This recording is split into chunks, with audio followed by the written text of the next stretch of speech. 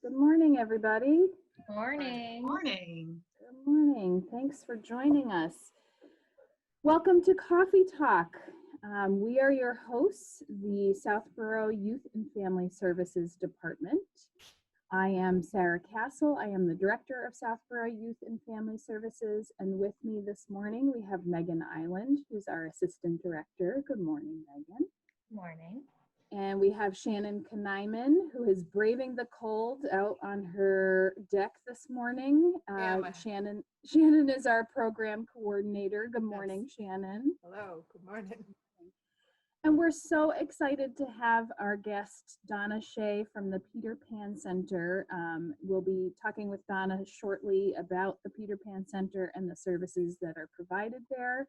Welcome, Donna. Thank you for joining us this morning. Thank you Cheers, for inviting everybody. me. Cheers. Cheers. What's everybody drinking this morning? Shannon, do you have tea? I have tea. You have tea. I was joking this morning.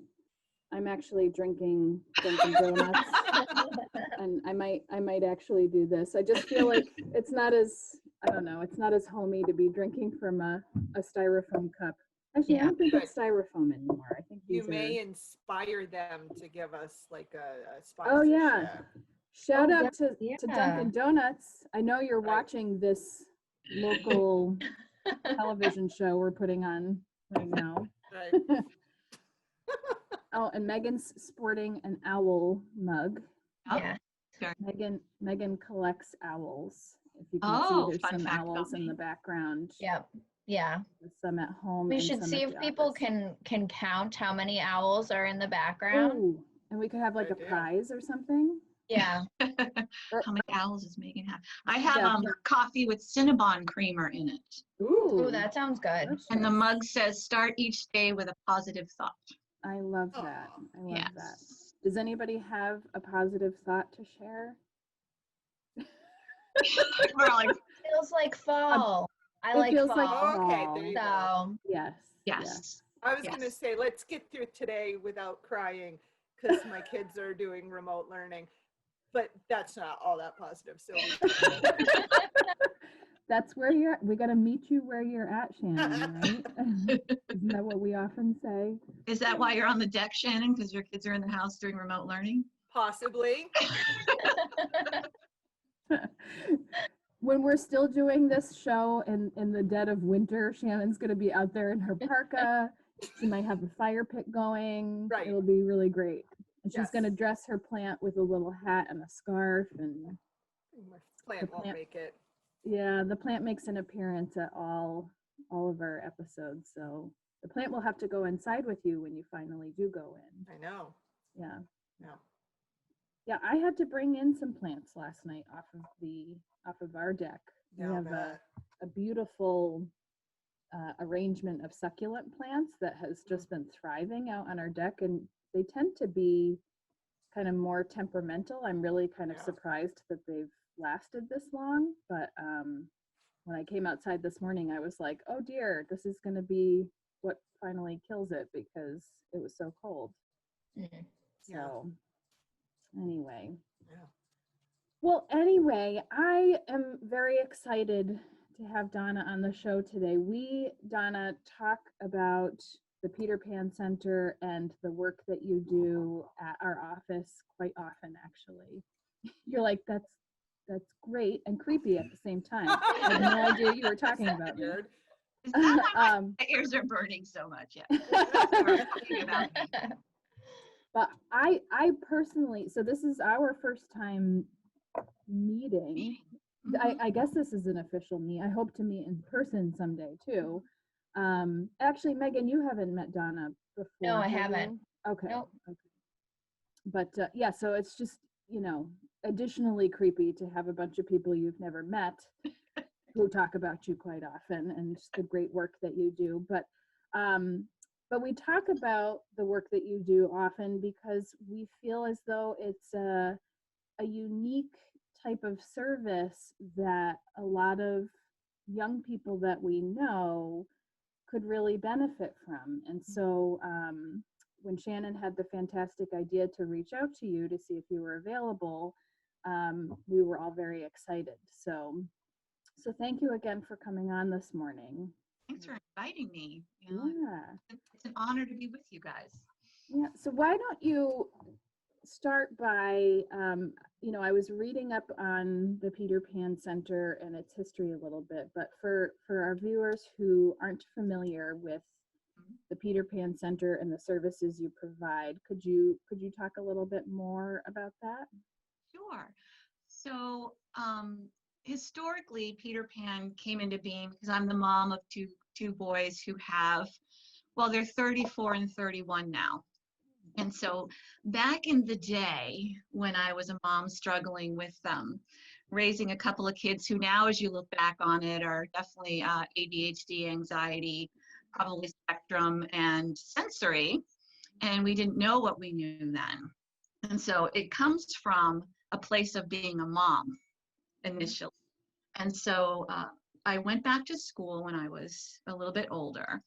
And as I was working on this project that I had to do to graduate, the project was a bachelor level thesis project. And I was looking at the experience of mothers of kids with ADHD. That's what I knew at the time. Like, what is the experience of the parent in all of this? Because we take a lot of look at the kid. And my professor said to me, "Have you ever read Peter Pan?"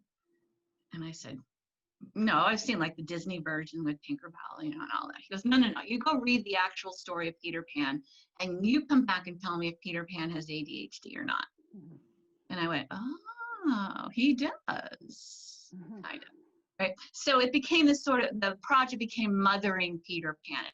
And that's where this whole Peter Pan thing came into being. And I initially set out to be a parent consultant and a parent coach around how to make a map of what your child may need if you're struggling with these things that I had been struggling with as a mom, so that other moms of these guys wouldn't go through the same kind of difficult journey, make it a little bit easier. And as I'm working with parents many years ago, many of them were starting to say, my kid is having difficulty socializing. We can't go to playgroups at people's houses because of behavior. We do the walk of shame out of the library, all of those things. And I said, well, why don't we start having some playgroups here? And I don't mind running them and seeing how it goes. And so I started applying so many of the things that I had learned along the way. One of them being, I don't know if you're familiar with, must be Ross Green's collaborative problem solving, or CPS, or the explosive child, is a process that I use heavily with kids here at the center. And so I started doing these groups and, using some of these things that I learned, and they were working really well. I mean, the kids were generalizing the skills, making friends. And so it started to shift into doing a lot of social skills tutoring with small groups, well, up to 8 kids, as well as parent coaching. And then from there, it got like you had said, the process is pretty unique what I do. So people started asking me to come speak and do professional development. And so that's what Peter Pan is now, is social skills groups, parent and professional development. That's great. Yeah, I saw the term social coaching at some point, and so when we see that term, is that what you're talking about with the work that you're doing with youth? With the youth, yes. Okay. So it's social coaching or social tutoring is how I ask about it. So it is not group therapy. And that's one of the big differentiations between social coaching and a social group therapy type of situation. And so it's very distinctive in that. And it's different from one-on-one therapy that many kids benefit from, because I am literally putting them in a real life social situation so that I can see where the skills are that are weak.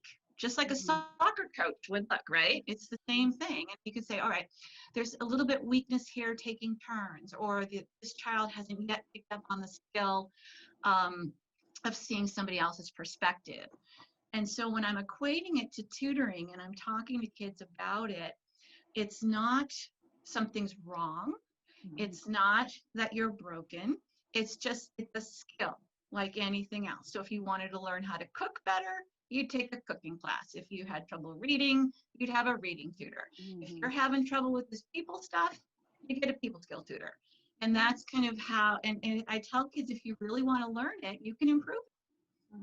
You know, anybody can improve anything they set their mind to. So that's how I come at it. So I don't come at it from it's therapy, it's treatment, it's anything like that. It's more of, okay, so there's a weak spot in this skill. Like I have weak spots in my skills. You know, I can't build anything to save my life, right? So, and I say everybody has different strengths. The challenge is when your weaknesses are people skills. I mean, you're not left out and excluded or bullied at school because you can't do math, maybe, but you are if you can't navigate social situations. And so you're not rejected because you can't cook, but you might be rejected if your people skills aren't good. And that's the painful part for us who work with these kids to watch, is they're being rejected for their lack of skill. Right. And how old are the kids that go to the center, Donna? Sure. The group that I am currently working with, I have 3rd grade through 8th grade is my wheelhouse. I work with the elementary and middle school kids. I have 2 counterparts here, Jillian and Jen, who take the bookends of me. So they work with teenagers and then they work with the little ones 3 to 7. So we actually go all the way to 18, 3 to 18, one of us. But my little niche is that, you know, right in there in the elementary or middle school guys. That's great. So fun. Megan, I know you were going to ask a question about services, because Donna, we provide some group work here, but very curious about your services. Yeah, so how have your services changed since March? What does that look like for you running virtual groups? Well, it literally changed overnight, like it did for everybody. Did you all panic? It was just like, it was this entire week of panic. Like, oh my gosh, I'm shut down. I'm literally shut. They just shut me down, right? And it was like, okay, what are we going to do? Because that's how I think all of us who are helper people sort of approach life. Like, all right, well, that's not going to work. What are we going to do next? So I heard about the Zoom platform. You know, I didn't pick it because I heard about it and I'm like, oh, okay. So what I did is I got a hold of all my families and I said, so I run 4 groups a week, 1 group a day. And so I got a hold of all my families and I said, let's shift it onto this Zoom platform so at least we can keep this going on some level while the kids are home. And at the same time, what I did for the kids is I added in a little bonus activity at 3 o'clock every day. And I just as a freebie, you know, kind of let's play because you guys are stuck at home. This is traumatic. We don't know what's going on type of a thing. So I did Zoom groups all the way through spring, all the way through summer. Worked great for a lot of kids, did not work great for some other kids, you know, so they sort of fell off. But then I was able to reach kids in New Jersey and North Carolina. And so I had these kids from the different states in the group. So that was pretty cool. So, and then come September, I had a lot of, so what ended up happening over the summer is that I bought an antique farmhouse because why? It would be fun. Why not? Right? That's the My logical thing farmhouse, to the do. husband said, it'll be fun. We'll restore it, he said. But what the selling point on the farmhouse was, it's on an acre of land on a beautiful lot in a safe street here in Boxborough, a mile from the center. And Brain went, ooh, we can do groups outside because we're allowed to be outside, you know, what the protocols are. And it also has a room big enough that if we needed to be inside, I can also do both. So it's like best of both worlds. So I got a hold of my parents at the end of August. I said, look, bought a farmhouse, has an acre, we can be outside. And all of my families are like, oh, please, oh, please, oh, please. We just let the kids get together outside. you know, and so that's what I started doing a week ago is 3 of my groups are in person outside, masks on. Mhm.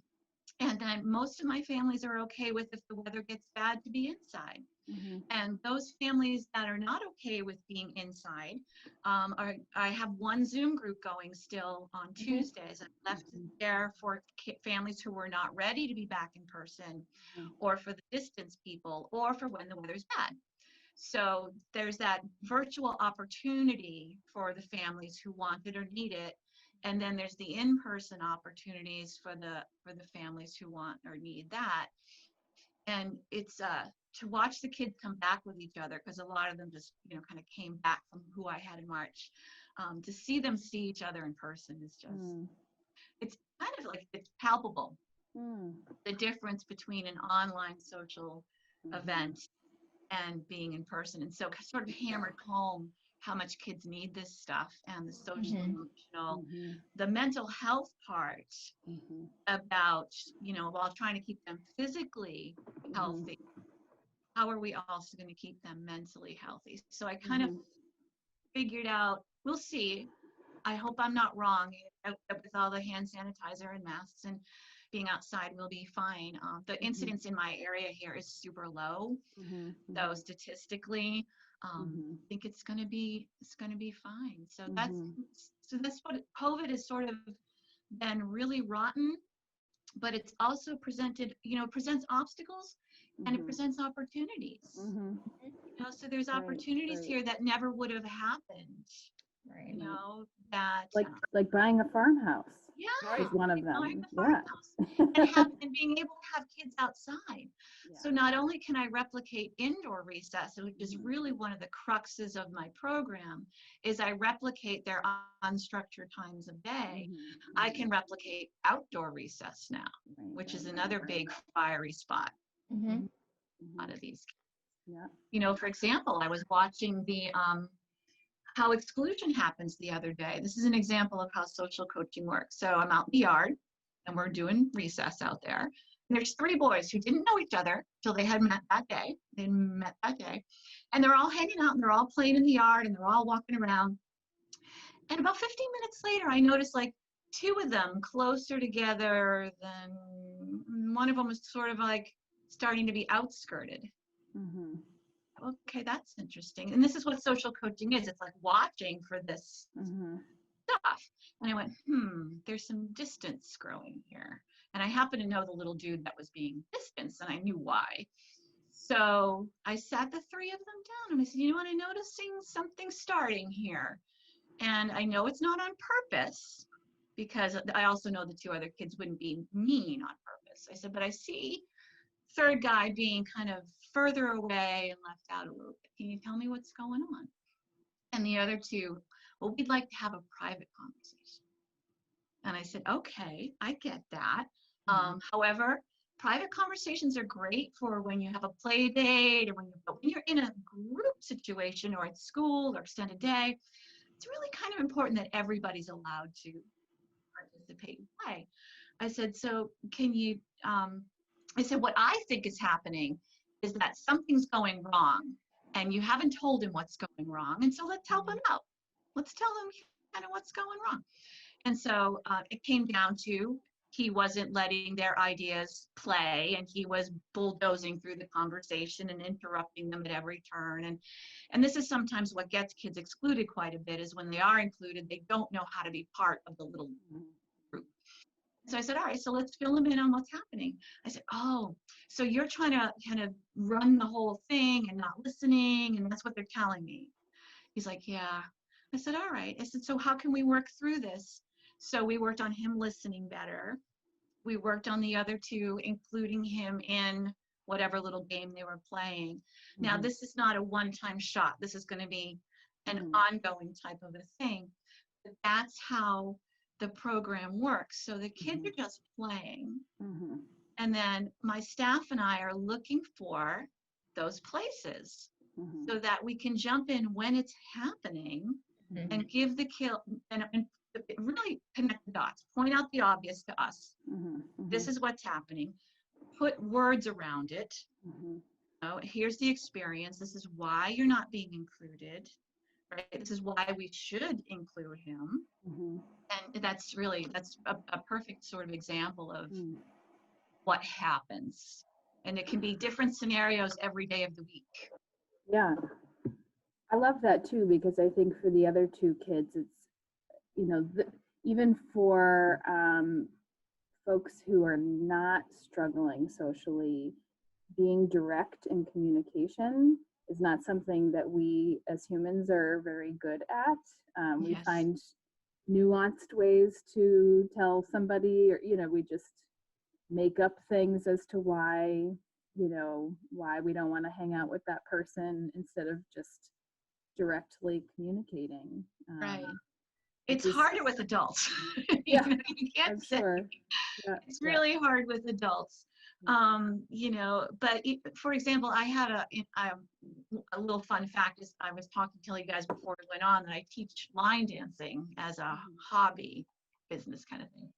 And I had a woman in my class once who clearly was probably autistic and on the spectrum and very literal and I get that. That's what I do every day. So some of the things that she came out with, it just sort of rolled off my back, right? But she sent me an email one day that was very critical and very not kind, Mhm. and told me she was never coming back. I don't know what it was that I had somehow done. I wasn't teaching her what she wanted to learn or something, which was fine, but it hurt my feelings. And a social coach for a kid, I would have come back with and said, my feelings were hurt and this is why, right? Mhm. And you just lost an opportunity to have a whole bunch of friends because everybody in the room. So I didn't, but that's kind of, we Mhm. fall down, I think, as adults. Well, adults are not asking me to coach them. Mhm. Our parents are asking me to coach them. Mhm. But in that directness it's a real power tool to be able to say in a way that doesn't demean or shame, Mhm. this is everyone's experience of what's going on, or this is the impact that your action or choice is having for you. Mhm. There's a lot of cognitive behavioral coaching behind this as Mhm. well. Mhm. So there's a lot of CV coaching. There's a sprinkle of positive psychology in it. There's collaborative problem solving. Mhm. And then sometimes it's just how you say a certain thing to a kid that makes a difference. Like I'll never say to a kid, you're being rude. I'll say to a kid, that sounds rude. Mhm. Because you take the Mhm. label off the child because you don't want them to get defensive because then you can't Mhm. teach them anything. Mhm. Mhm. So speaking of the kids that you work with, I know you mentioned that you're working with different age groups there. Is there criteria or criteria for a person to participate in one of your groups? Do they have to have a diagnosis, for example? Are there other qualifications, I guess, too? Because I'm Sure. sure otherwise you'd have massive number of groups Right? and people knocking on your door. Well, actually, I think I'm one of the best kept little secrets in the area because so many people will say, Not anymore. I've now that you've never been heard of Talk. you.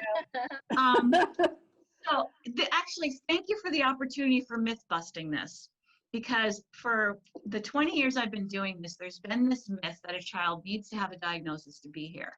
Mhm. And that's absolutely not the case. Mhm. So do I have kids with profiles of ADHD and Asperger? Yeah, absolutely. I would say probably 50% of my clients, kiddos, have a specific diagnosis and the other 50% don't. Mhm. So, and I think that that's one of the things that has gotten in my way from reaching more kids, honestly, is Mhm. because, when the drums beat and say, oh yeah, she works with autistic kids, it's not, I am familiar with the profile. I know how to work with children on the spectrum, with ADHD, all of that stuff. But most of the kids here, the profile of the kids here is kids who need a little and not a lot. So I fill a niche of children who need some social emotional support, need some skill building, but aren't eligible for the majority of children who are more impacted by their diagnosis can access or need.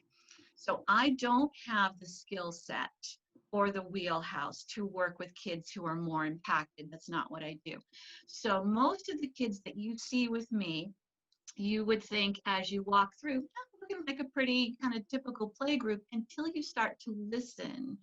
So most of them are fully included in school. Most of them are academically doing fine. Certainly many of them have IEPs and 504s as well. But it's really a program that really addresses social skills. And so if a child, for whatever reason, is having trouble with the social skills, and then the program is great. The program works really well for kids who suffer from a little bit of anxiety, and a lot, I would say 100% of the kids have some sort of anxiety kind of underneath, but only because if you don't have strong people skills, there's going to be that feeling of kind of not fitting in anyway. So the other, the really only the two deal breakers I have in terms of a child participating is safety. So if a child struggles with aggression and has not yet been able to manage aggression with, staff and peers, then that won't work. And children who have trouble with bolting, right? Yeah. So because I am not restraint trained, my staff is not restraint trained. It's not something I ever want to be trained in. I understand the need and the importance of it, but that's not what my program does. So kids really need to be able to manage the modulation, or certainly frustration is one thing and that type of thing, but the safety is really the big question I ask parents when they're coming through the door. And if a child is struggling with that stuff, then I certainly help parents find a more therapeutic program where their kiddo can get started. So if we had families that weren't necessarily interested in doing the workshops, what are some other things that they could partake in from Peter Pan? Sure. If what a family could do is jump onto my mailing list. I have an email list, and I provide parent workshops. I do parent one-to-one coaching, individual coaching if they wanted that around their own child, a particular set of issues. I have kids that I do social coaching with just one-on-one on Zoom. So that's done really well with kind of these pre-adolescent little girls, like the 11 and 12-year-olds. They like that because they could talk to me about their friend stuff and their whatever. So it's not therapy. Again, it's more listening to what the issue or the problem is, and then brainstorming some things to try. So there's a, it's just more of a strategy-based type of a thing. So I've had kids do that. I've had parents come in to talk about sort of specific behaviors that they're struggling with, or they can just jump into workshops and things like that. I also in emails send out informational stuff like what you guys are doing and things, that resources that I come across. So probably the best way to partake of other things would be to just jump on the mailing list and going on. So Donna, we all love to read here at our office, and we actually have a couple of your books at our office. And we were wondering if you could tell us a little bit about some of the books you've written, and if anyone was interested in getting them, where they could find them. Sure, absolutely. I think it's 7 now. So My goodness. Yeah. So I have a co-author. In your spare time. Well, we haven't done one in a while. There's been no spare time since March. So my colleague Nadine Briggs and I, back 10 years ago, it's the 10th anniversary of the first book. We were putting together a workshop together, and whoever hired us to do the workshop asked for a tip sheet. Like, can you give us 10 tips on something? And she nearly fell off her, like literally, like you could see a lightning bolt strike her. And she said, "Oh, why don't we write a book on all the tips that we have? Because we have a zillion of them. Why don't we do a book on tips on how to make and keep friends?" I'm like, okay. So we wrote the first book 10 years ago, and it did surprisingly well. It was going to be one of those things you could have at seminars, like, look, I've written a book type of a thing. And so it really did well. And we thought, okay, this is great. And so let's write a book for parents on how to coach your children. What is the work that we do? And the reason for the books was to take what we do in our smaller scale, like in-house, and go out with it, right? And share the ideas. And from there, we started a series of social emotional workbooks for kids. So one is about anger, another one is about anxiety, one is about sportsmanship, and the latest one we did was called Bully Busting and Managing Meanies, which is to really talk about how do you differentiate in school if you're being bullied, or if children are having mean moments, and what are the strategies for confidence, and what are the strategies for really managing recess and the playground and all of the things that happen out there. And then the third book in the first series was for teenagers. We did it one for 500 tips for teens as well. So yeah, it's been fun. I mean, the writing part, if you have any of you written a book before? When I was under the age of 10, I co-authored several books. Nice. No. Nice. You should publish those. No. My mother, my mom, who loves to watch this show, Mom, if you're watching, do not share these with anybody. She has the original copies of these books. Great. It's not the writing part that's hard. The writing part is easy. Easy because you're writing about what you know, right? Or you're writing about your idea. The illustration and the editing and all of the marketing, that's the hard part. But it's fun, and to have them and to look at the body of work in front of you that you did, and to hear from little kids around the world that it's helped them, it's fun. It's totally fun. And they're easy to find. They're on Amazon. So if you just typed in my name, you can find them right there. It'll take you the whole series of them. But yeah, it's cool. We may or may not have another one in the we're not doing anything with it right now because we're both really trying to survive COVID and keep things running for the kids. But they're probably more down the road. Yeah. That's great. Cool. Well, Donna, thank you so much for coming on the show today. I'm sure we easily could spend more time talking about your services and all of the fantastic work that you're doing, you and your staff. And again, I think what you do is so unique and a niche, as you said, that a lot of young people and their families need support with. So we're very happy to highlight what you do and wish you success. And ladies, we're going to have to purchase some more Donna Shea books. Donna Shea, and what was the co-author? Nadine Briggs. Nadine Briggs. Shout out to Nadine Briggs too. So, so thank you for coming on the show today, and I have a feeling that you will pique more people's interest with coming on and talking with us. Great. Well, thank you again for having me. Yeah. Next week, we are excited to bring back an old friend that we haven't seen for quite a while, Devora Heitner.